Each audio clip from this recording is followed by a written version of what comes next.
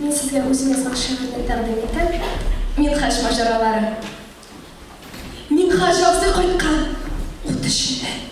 Жылдылар ұлы кішісі, сұрау яла, ұлан еретісі, ирей көрмеген мененесі. Ашық мешан кіле, мақмар кісі. Біраз кіле қамер ислері, бұл мезгілі көп мүкітті солдат. Сап хавалы, ауыл кішілері. Сол сен нәрсе инді, махиретте. Сколько солдат? Большой бетресі? 1000 километрға созылған фронт. Көрмегешті, аңламысыз. Көкіректегі орден нәрсе үшін ненде батырлыққа берілді? Әліктен Минхаж, хаманда шол. Көздер қысылып, түшлер келеді. Бір шақ разведкаға жіберділер. Сенен шебірек солдат yok дейлер. Кем дұшманның планын білет, жине, неміс алқай, бар сәрет сөйлер.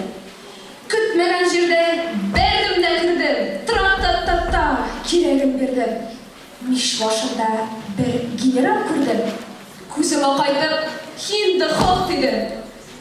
Ол бик важный генерал еді. Сірлерінің файдасы дейді. Тоқтады Минхаж.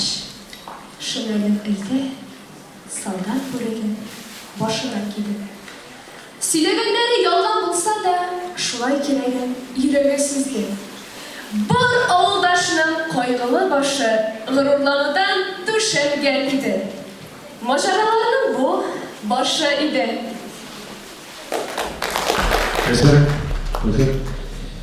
Кім ол Минхаж, не үшін Минхаж герой шебірізде?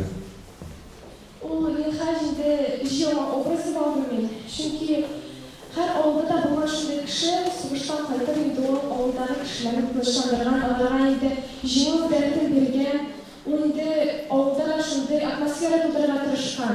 Тезде жиыл бітті, біз жеңешербіз. Ол бар ауылдашына кейфі көтеруге тырышқан. Аларға yaşlı sonuçtan olan türlü istoриялар сөйлеген. Сюжеттің сізіліп шығарғанында, Тухана ойындарында ауылдашық бар, Минхажлардың алады деген цикл бар. Сюжетті ойлап шығарылған, çünkü